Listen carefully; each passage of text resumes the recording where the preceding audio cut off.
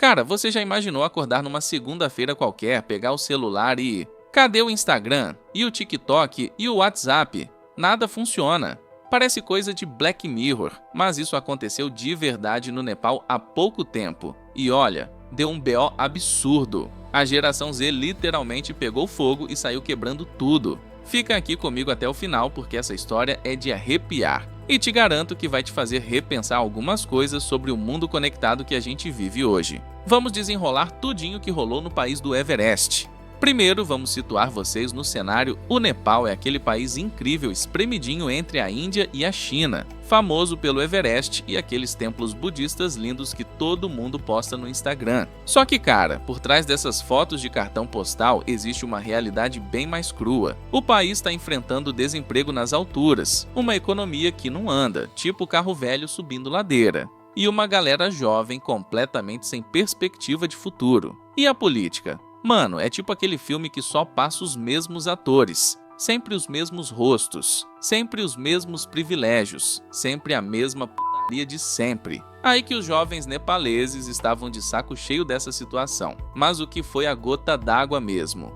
Prepare-se para ficar puto junto com eles. Os filhos e filhas dos políticos começaram a esbanjar nas redes sociais como se o país fosse a festa particular da família deles. Galera apelidou eles de Nepo Kids. E cara, que nome perfeito! Era foto em festa VIP, relógio que custa mais que uma casa, viagem para Dubai enquanto o povo mal conseguia pagar o aluguel. Imagina a raiva que dá ver isso no seu feed todos os dias enquanto você tá correndo atrás de emprego. E aí que vem a jogada genial dos políticos. Ironia mode on. Eles pensaram: o povo tá reclamando nas redes, vamos simplesmente cortar as redes sociais. E foi isso que fizeram. Facebook, Instagram, WhatsApp, TikTok, YouTube, Twitter, tudo bloqueado de uma hora para outra. A justificativa oficial foi combater desinformação e exigir que as empresas se registrassem lá. Olha, até faz sentido na teoria, né? Segurança digital e tal. Mas na prática, foi como cortar o oxigênio de quem dependia disso para viver.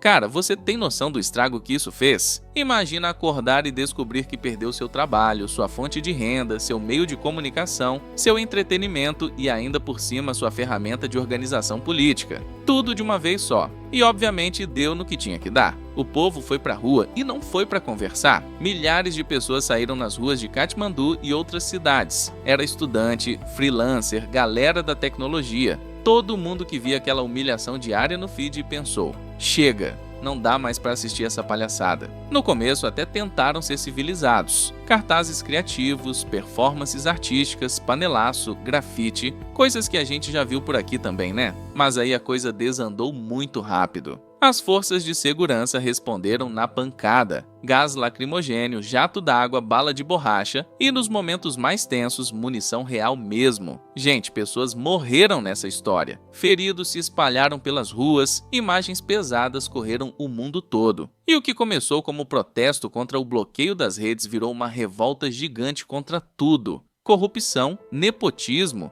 incompetência total do governo. A coisa escalou de um jeito que ninguém esperava. Agora segura essa informação que vai te deixar de boca aberta. Prédios do governo pegaram fogo. Cara, eles literalmente invadiram e incendiaram sedes do governo, o parlamento e até a residência presidencial. Foi um ataque direto aos símbolos do poder. A mensagem era clara: se as instituições não funcionam pra gente, então vamos quebrar os símbolos delas. E politicamente, o caos foi total. O primeiro-ministro Sharma Oli não aguentou a pressão e renunciou no meio da crise. O cara literalmente entregou o cargo porque a situação ficou incontrolável. E aí aconteceu algo surpreendente. Colocaram uma mulher para tentar resolver a bagunça, a ex-magistrada Sushila Karki, conhecida por combater corrupção. Ela virou a primeira mulher a ocupar o cargo de primeira-ministra em caráter emergencial, o que gerou ainda mais debate sobre legitimidade e reformas na Constituição. Só que, óbvio, até isso virou polêmica. Tem gente questionando se a nomeação dela não fere normas constitucionais. Ou seja, tentaram resolver uma crise e criaram outra controvérsia. E você deve estar se perguntando: quantas pessoas morreram nessa confusão toda?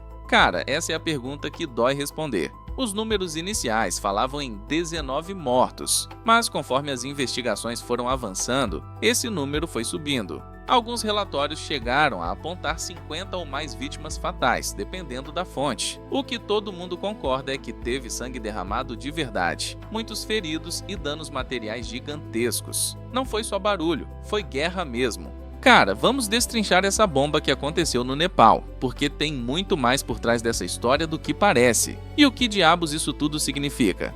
Se prepara que a coisa é complexa. Primeiro, quando você tem desigualdade batendo na porta e ninguém sendo punido pelos rolos, o povo perde completamente a confiança no governo. É tipo quando você perde a confiança num amigo. Depois disso, qualquer coisa que ele falar vira mentira, né? Segundo ponto, e esse aqui é crucial. A geração Z não usa rede social para passar tempo igual a gente usava Orkut antigamente. Mano, pra eles, Instagram, TikTok e Twitter são literalmente tudo. É onde fazem política, vendem, estudam e até julgam quem tá errado. Tirar isso deles é como tirar o direito de existir na sociedade moderna. E terceiro, olha que louco, esses jovens provaram que conseguem transformar aquela raivinha de story em protesto real nas ruas. Só que aqui vem o problema, derrubar é fácil, construir que é difícil. Muitos líderes do movimento até admitiram, cara, a gente não tinha plano nenhum pro depois. E aí, sobra um vácuo gigante que qualquer oportunista pode tentar ocupar. Agora vem a pergunta de $1 milhão. A violência ajudou ou ferrou tudo? A resposta é complicada pra caramba. Por um lado, a pressão nas ruas realmente derrubou o governo e forçou mudanças na marra. Por outro, quando a coisa fica violenta, dá desculpa perfeita para o governo partir para repressão pesada e cortar ainda mais liberdades. É tipo um efeito dominó que ninguém consegue controlar. A história não perdoa. Sem instituições fortes e um plano político bem bolado, essas revoltas podem virar um ciclo infinito de crise atrás de crise. Mas espera que tem mais. Índia e China estavam de olho em tudo, tipo aqueles vizinhos fofoqueiros que ficam na janela vendo a briga. E o exército nepalês teve que entrar em cena para conter o caos, o que deixou todo mundo numa sinuca de bico. O povo até ficou aliviado com a ordem voltando, mas também com o pé atrás pensando, será que eles não exageraram na dose?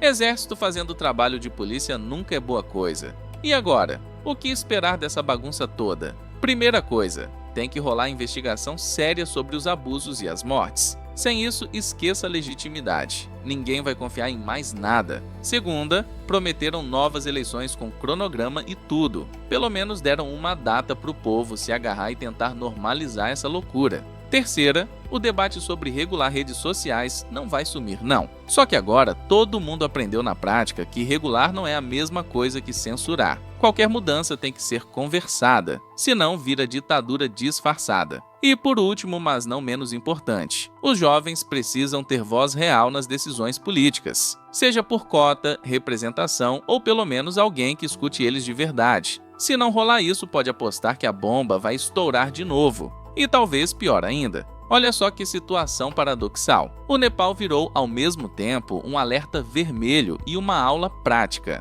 Alerta de que cortar a voz do povo pode dar muito errado. E aula de que essa geração conectada aprendeu a transformar raiva em ação real. A grande pergunta que não quer calar é: essa ação vai virar mudança de verdade? Emprego, transparência, participação? Ou vai ser só mais um episódio que todo mundo vai esquecer quando aparecer o próximo viral? E para fechar com chave de ouro, o Nepal deixou de ser só aquele país das montanhas e templos budistas. Agora virou o exemplo vivo de como jovens organizados podem, em questão de dias, balançar estruturas que pareciam imexíveis. Não é garantia de vitória eterna, mas é a prova de que tentar calar uma geração inteira raramente dá certo. E aqui vai uma menção honrosa a um dos líderes políticos que inspirou os protestos dessa geração Z. Estou falando de Balendra Shah, ex-rapper que se tornou prefeito de Katmandu, onde acabou surgindo como uma liderança nacional, conquistando jovens com discurso contra corrupção e estilo fora da política tradicional. Infelizmente, ele não participou dos atos por causa do limite de idade imposto pelos organizadores. E aí vou te deixar com uma provocação que vai mexer com tua cabeça. Se cortassem tuas redes sociais hoje, o que você faria? Sairia pra rua igual esses jovens do Nepal ou ficaria em casa reclamando? Manda aí nos comentários como você enxerga essa situação toda. Quero muito saber sua opinião sobre isso. E já aproveita para curtir o vídeo se tá gostando do conteúdo e se inscreve no canal para não perder nenhum episódio da nossa série semanal. Valeu, galera!